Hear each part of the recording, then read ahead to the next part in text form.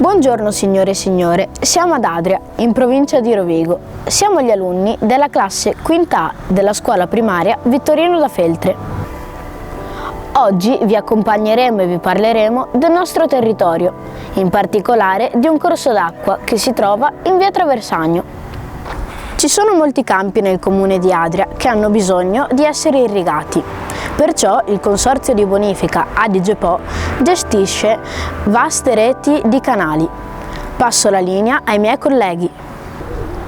Abbiamo trovato un reperto di un diario scritto da un bambino di nome Domenico. Ecco una pagina di diario che fa capire il ruolo dei bambini a quel tempo. Adria, 20 agosto 1919. Caro diario, oggi, come tutti i giorni, ho portato la polenta, la soppressa e il vino al mio papà, che lavora per costruire il letto di un nuovo canale. Ci sono arrivato in bicicletta con i miei amici.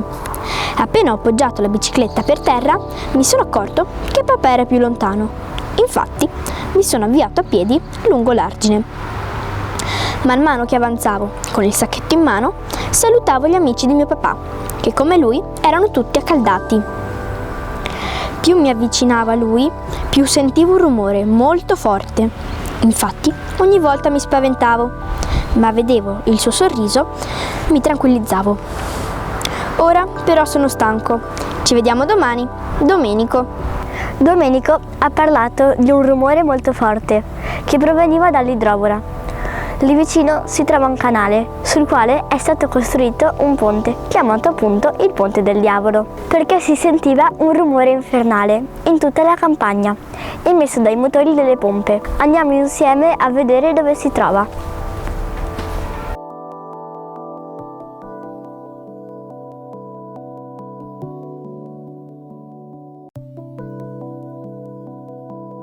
Siamo qui in collegamento proprio sopra il Ponte del Diavolo.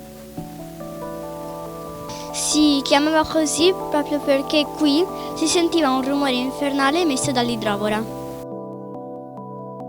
Passo la linea ai miei colleghi per mostrare l'interno dell'idrovora.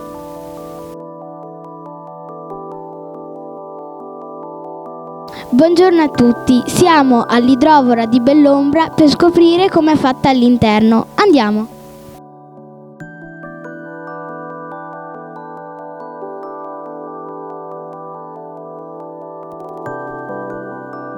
Quest'idrovora è una delle più antiche di questa zona. È stata costruita intorno al Novecento. Come vediamo qui a fianco ci sono le pompe che da un canale più basso sollevano le acque e lo trasportano nell'altro più alto. Oggi è importante l'idrovora per il deflusso delle acque e per lo smaltimento delle stesse. Quest'idrovora non è più in funzione perché ne è stata costruita una nuova più moderna e questo edificio è diventato un museo.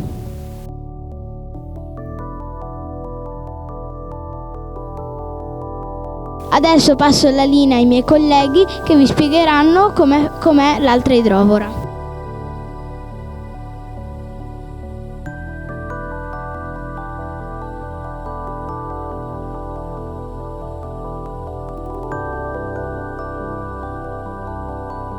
Siamo qui all'idrovora nuova che sostituisce quella vecchia. Questo è il canale che collega l'idrovora vecchia a quella nuova. Questo piccolo corso d'acqua è diventato nostro amico e vogliamo dargli un nome. Perciò abbiamo deciso di chiamarlo Canal Rinascita.